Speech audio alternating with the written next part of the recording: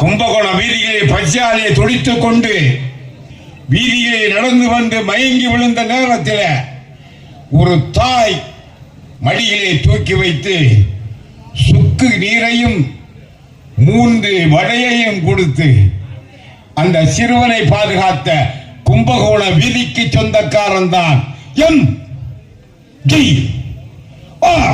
எல்லாம் 3 எழுத்துக்கு சொந்தக்காரன். மறந்துவிடக் கூடாது.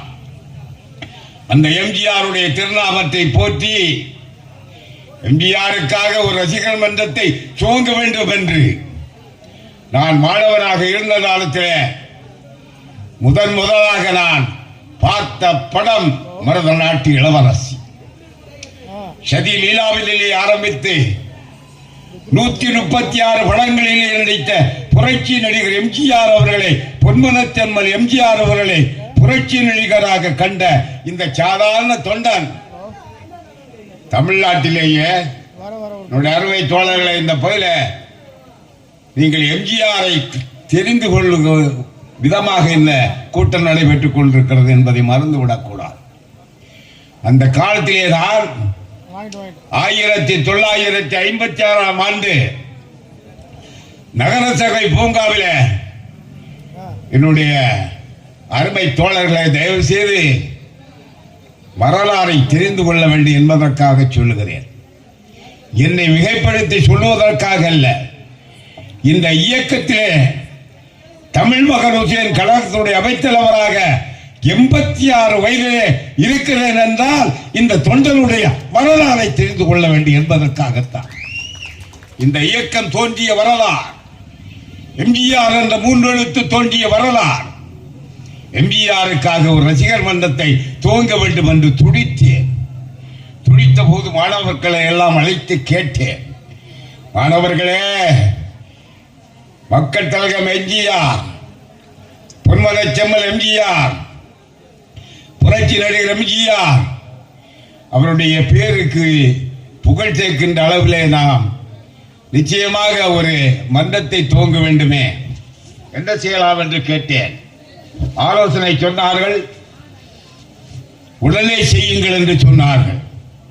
நாகர்கோவில் நகரசபை பூங்காவில் 1956ஆம் ஆண்டு ஜனவரி மாதம் 26ஆம் தேதி குடியரசு தினம் என்று கன்னியாகுமரி மாவட்ட மாணவர் எம்ஜிஆர் ரசிகர் மன்றம் என்ற புதிய அமைப்பை உருவாக்கி தமிழகத்திலே முதன்முதலாக ரசிகர் மன்றத்தை கண்டவன் இந்த தமிழ் மகன் ஹுசேன்.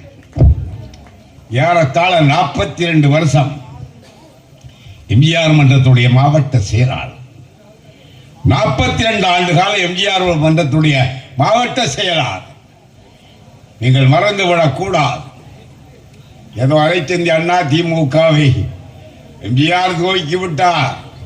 இங்க பேசிய நண்பர்கள் எல்லாம் சொன்னார்.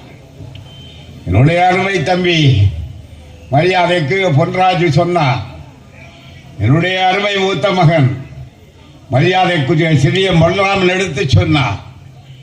ஏதோ அனைத்து இந்திய அண்ணா திமுக திடீரென தோன்றிய இயக்கம் என்று இல்லை. என் அன்பு உள்ளங்களே, புரட்சி தலைவர் எம்ஜிஆருக்காக திருப்புகழ் பாடிய உங்களை போலுள்ள தொண்டர்களிலே ஒரு சாதாரண தொண்டன், இனிய தொண்டன். நான் பஸ் ஓட்டுநராக இருந்தேன். அரசாங்க பஸ்ஸை ஓட்டிக் கொண்டிருந்தேன்.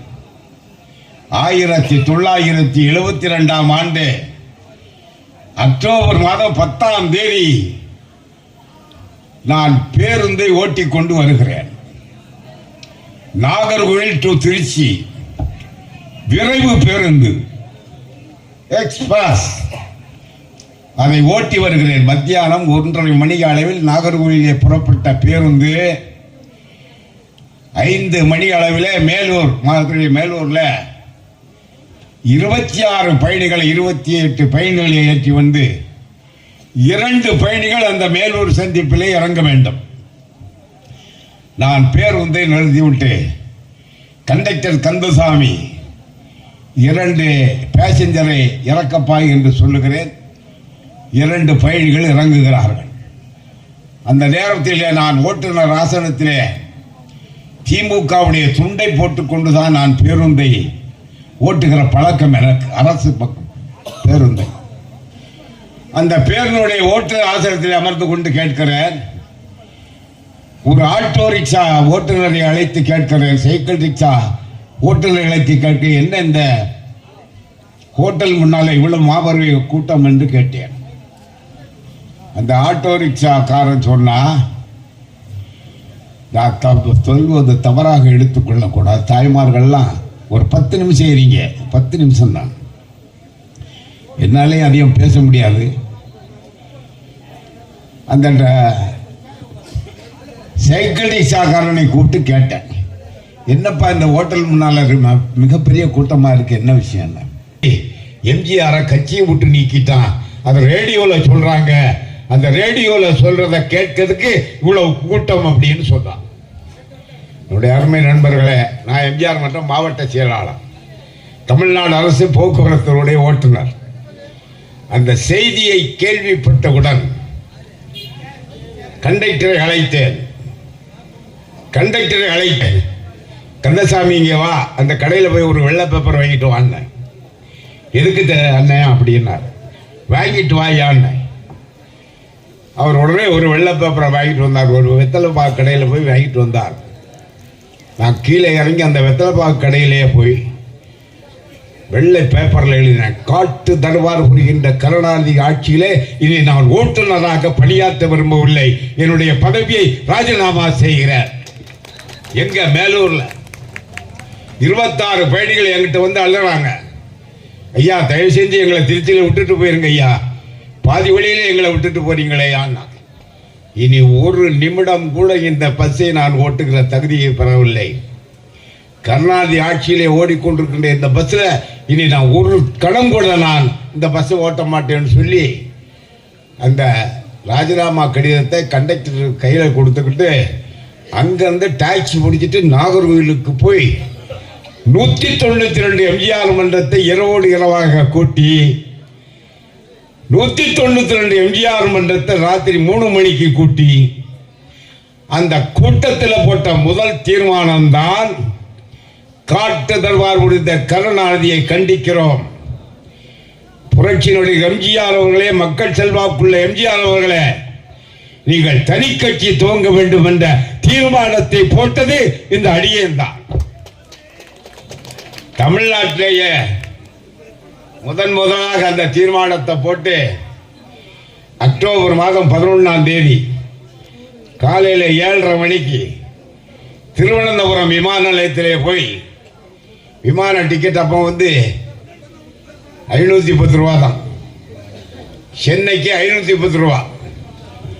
திருவனந்தபுரம் விமானத்தில் ஏறி சென்னையிலே வந்து என்னுடைய அன்பத்தில் மீனம்பாக்கத்தில் இறங்கி ராமாபுரம் தோட்டத்துக்கு போறேன். ராமாபுரம் தோட்டத்திலே போறால் என்ன, தயவு செஞ்சு கொஞ்சம் சத்தம் போடாம உட்காருங்க. ஏங்க தம்பி கொஞ்சம் உட்காருங்க, இந்த வரலாறு கேளுங்க, இதெல்லாம் நீங்க தெரிஞ்சுக்கணுங்கிற. ஏற போக ராமாபுரம் தோட்டத்துக்கு வரேன். நீங்க எல்லாம் அன்பா பார்த்துட்டு இருக்கீங்க. புரட்சி தலைவர் எப்படி இருந்தார் தெரியுமா? கட்சியில் நீக்கல மறுநாள் அக்டோபர் 10 நீக்கி இருக்காங்க, அக்டோபர் 11 நடக்குது. நான் கையில் ஒரு மினிட் புக்கையும் வச்சுக்கிட்டு போய் கேட்குறேன். குமாரசாமி என்பவர் அப்போ மேனேஜர். குமாரசாமி எங்கள் ஊருக்காரர். அவர்கிட்ட கேட்குறேன், ஐயா எங்கேன்னு கேட்குறேன். அவர் உள்ள குளிச்சுக்கிட்டு இருக்கார் நினைக்கிறேன். நான் பார்க்கணுமே அப்படின்னு. தாராளமாக போய் பாருங்கண்ணா. நான் போய் பார்த்தாச்சுன்னா திமுகவில் இருந்து தூக்கி எறியப்பட்ட புரட்சி நடிகர் எம்ஜிஆர் என்ன செஞ்சார் தெரியுமா? உள்ளே இருந்த நீச்சல் குளத்தில் நீந்திக்கிட்டு இருக்கிறார். சிரிச்சு தலையை அங்கே இங்கே ஆச்சுக்கிட்டு அவர் வந்து நீந்திக்கிட்டு இருக்கிறார். நான் நின்று பார்க்குறேன், கட்சியை விட்டு நீக்கி இருக்கிறாரு எம்ஜிஆர், இப்படி வந்து சிரிச்சுக்கிட்டே வந்து குடிச்சுக்கிட்டு இருக்காரா ஐயா, நீச்சல் அடிச்சுக்கிட்டு இருக்காரு. என்ன நின்றுக்கிட்டே இருக்கும்போது அவர் என்ன பார்த்துட்டார். பார்த்த உடனே குளிச்சுக்கிட்டே மேலே வந்துட்டார். மேலே வந்து டவல் எல்லாம் எடுத்து மேலே தொடுத்து, எப்பண்டா வந்தேன்னா இப்போ தான் வந்தேன்.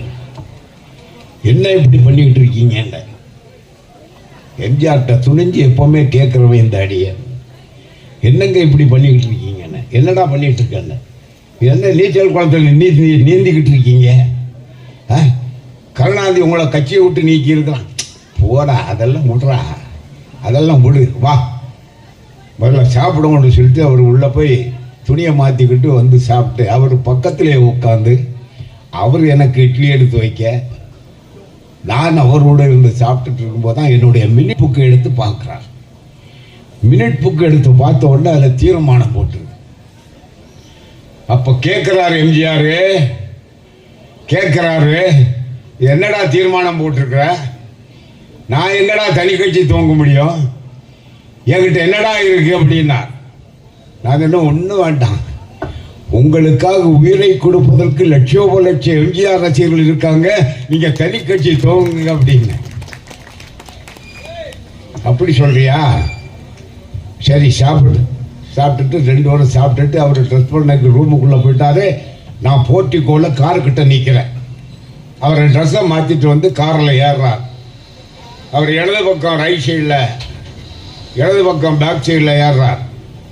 நான் டோருக்கிட்ட நின்று வணக்கம் அப்படின்னேன். ஏய் ஏறுறா வண்டியில் அப்படின்னா எனக்கு மனசுக்கு வேதனையாக இருந்தது. ஏன்னா எம்ஜிஆர் சமயங்களில் உள்ளே கூப்பிட்டு நம்மளை அடித்து போடுவார். நானும் அவரை கட்சி ஆரம்பிக்கணும்னு அவரை சொல்லிட்டேன். கொஞ்சம் தவறாக தான் பேசிட்டேன். நம்மளை எங்கே அடிச்சு கிடிச்சு போடுவாரோன்னு சொல்லி எனக்கு பயம். என்னடா இப்போ ஏறுற வண்டி இல்லைன்னா நான் பேக் சீட்டில் ஏறினேன். பேக் சீட்டில் தலைவர் ரைட் சைடில் லெஃப்ட் சைடில் இருக்கிறாரு, நான் ரைட் சைடில் இருக்கிறேன். என்னுடைய அருமை தோழர்களே, குமாரசாமி தனி செயலாளர் முன்னால் இருக்கிறாரு. அன்னைக்கு அனகாபுத்தூர் ராமலிங்கம் மட்டும் அந்த காரில் இருந்தார். காரை கதிரேசன் ஓட்டிக்கிட்டு வந்தார். வரும்போது கேட்குறாரு, தனி கட்சி துவங்கணும்னு சொல்றியே, கோடிக்கணக்கான பணம் வேணுமே, நான் எங்கடா போகிறது அப்படின்னார். எனக்கு இருக்கிறது ஒரே ஒரு ஸ்டுடியோ, அதையும் மார்வாடிட்ட விற்க சொல்றியான்னார். நான் சொன்ன தவா, நீங்கள் தப்பாக நினைக்காதீங்க சின்னவரே, நீங்கள் கட்சி ஆரம்பிங்க, உங்களுக்கு கோடானு கோடி தொண்டர்கள் அள்ளி தரதுக்கு தயாராக இருக்காங்க, ரத்தம் சிந்ததுக்கு தயாராக இருக்காங்க, உயிரை கொடுப்பதற்கும் தயாராக இருக்காங்க, நீங்கள் தனி கட்சி துவங்கன்னு சொன்ன உடனே அப்படியா சொல்ற, சரின்னு சத்யா ஸ்டுடியோ கிட்ட வந்தேன். சத்யா ஸ்டுடியோ கிட்ட வந்த பார்த்தா லட்சோப லட்ச தாய்மார்கள், உங்களை போல என்ன போல உங்களை போல லட்சோப லட்ச தொண்டர்கள் அந்த சத்யா ஸ்டுடியோ முன்னால ரோட்ல படுத்துக்கிட்டு புரட்சி நடிகர் வாழ்க இதையெல்லாம் கேட்டு அவர் கீழே காரை விட்டு கீழே இறங்கி ஒரு தாய்மார்களை எல்லாம் பார்த்து கும்பிட்டுக்கிட்டு, ஏம்மா தயவு செய்து ரோடுகளில் இப்படி படுக்காதீங்க, நீ தனி கட்சி துவங்கணும்னு அப்பந்தான் தாய்மார்கள்லாம் சத்தம் போட்டாங்க, கூக்குரல் போட்டாங்க. உடனே சொன்னார், நான் உள்ளே போய் முடிவு பண்ணி சொல்கிறேம்மா, நீ எல்லாரும் தயவு செய்து இந்த ரோட்டில் இருந்து எழும்புங்கன்னு சொல்லி சத்யா ஸ்டுடியோ முன்னால எல்லாரையும் வணங்கிக்கிட்டு உள்ளே போனார். என்னுடைய அருமை தோழர்களே, நண்பர்களே, மேடையில் இருக்க உங்களை தாய்மார்களை எல்லாம் கேட்டுக்கொள்கிறேன். வரலாறு, இதெல்லாம் வரலாறு. சும்மா என்னமோ கட்சி ஆரம்பித்து ஏதோ அண்ணா திமுக ஆரம்பிச்சுக்கிட்டு இருக்கொண்டு இருக்காங்க. பெரிய பெரிய வரலாறுகள். நேர மேக்கப் ரூமுக்குள்ள போறாரு. என்னுடைய அருமை தோழர்களே, நண்பர்களே, நான் மிகைப்படுத்தி சொல்லவில்லை.